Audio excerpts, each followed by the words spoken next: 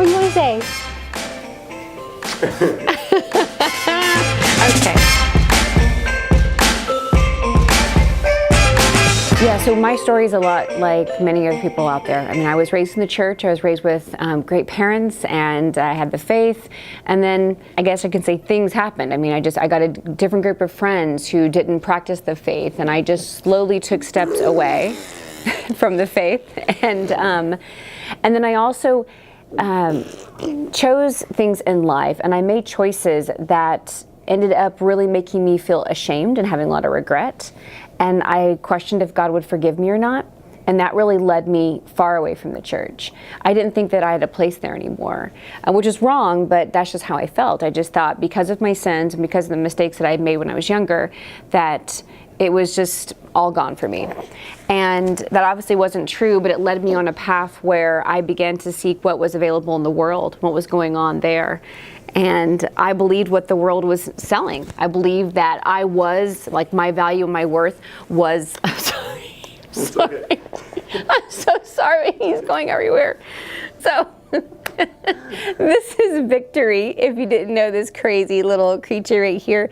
Victory is my fourth baby, and he's 5 months old, and he loves his mama, and he travels with me everywhere I go. So he usually steals the show. But yeah, to get back to my story though, I fell for the world. I believed the lies of the world. I believed as a woman that I was, what I looked like, that my worth and my value was really tied up into how I looked and what I really could do with myself.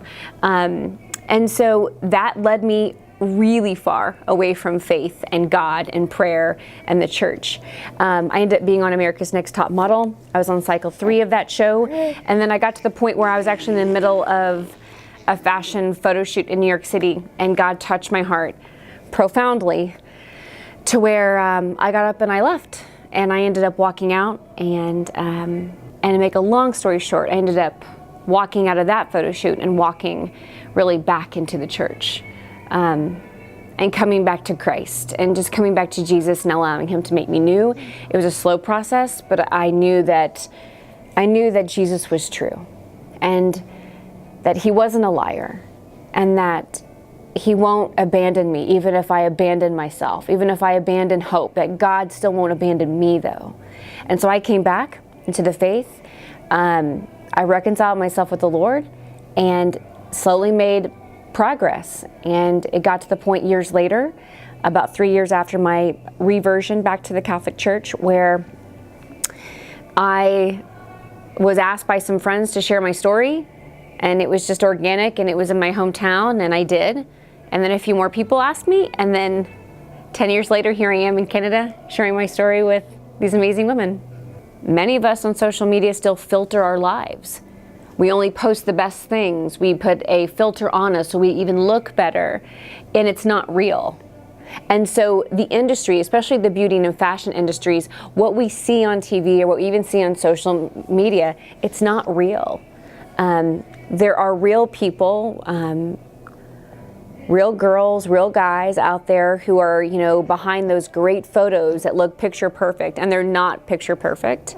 They're photoshopped and edited. There are people behind them who are hurting and who are having a really rough time in life. But they put on a smile and they act like everything's just fine. And that's what you see. I mean, you see an act, and it's supposed to be smoke and mirrors, actually. But yet, even though we might know it intellectually, we still are fascinated by it. And I think we are because there's an element there that we are attracted to that is good, which is beauty. And beauty is not the enemy. Beauty is this attribute actually of God. But our beauty and the beauty that we show to the world should point to something higher. And if it doesn't, if it points to us, then it's not beauty that really uplifts the soul and encourages hope and pushes us towards goodness and truth. Beauty is good. Beauty is an attribute of God. So it's not like a wrong type of beauty or a right type of beauty. Beauty is an attribute of God. Now we, as humans, as broken individuals, can distort the good that beauty really is.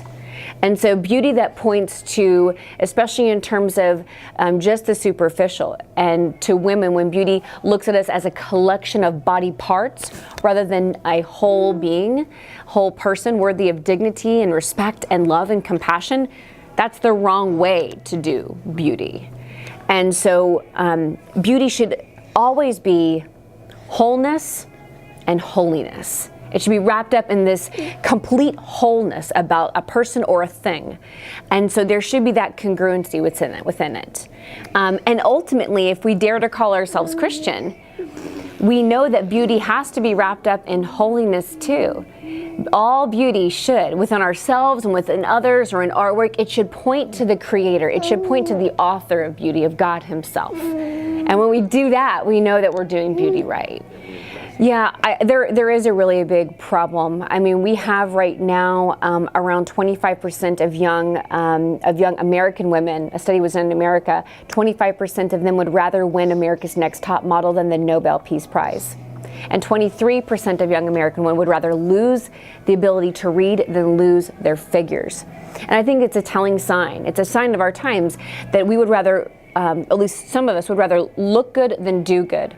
So in terms of how to reclaim beauty back in our life, reclaim the beauty that is God, what we need to be doing is very, very simple. We need to be doing beautiful things in this world. We need to do something beautiful. Mother Teresa talks about this constantly. She said, do something beautiful for God. Do it with your life, do it every day, do it in your own way, but do it. And we need to remember that kindness is beautiful, generosity is beautiful, sitting with someone as they've lost their parent is beautiful. Listening without trying to just get your word in, that's actually beautiful. And that's what we do in my home. In my home, I make sure that I highlight my kids' actions when they are kind, when they do share, when they don't fight. And I'm saying that is beautiful. That is beautiful. That's the beautiful act that you can do to glorify God right now. And I teach my kids at a young age, because if we just isolate beauty to something physical, and if we isolate beauty to something that's just, on the person, then it becomes temporary. And our beauty should never be temporary, because we are body and soul, and our souls are ultimately the most beautiful thing about us.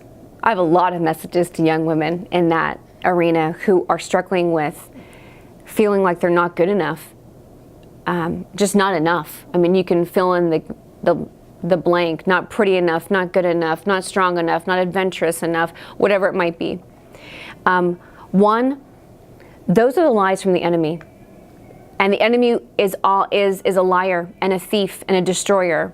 And so we have to remember to call out the enemy where the enemy is. Two, pay attention to the influences that are in your life.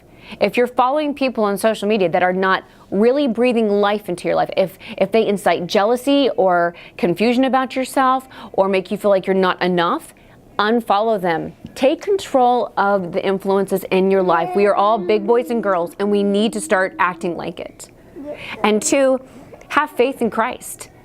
Have faith in the mercy of Christ, that He can make anybody new. It doesn't matter how much you've screwed up and what you've done. Christ is there for you. And He calls all of us out of that tomb. He calls all of us out of that darkness. And He wants us to live in the light of the resurrection with Him.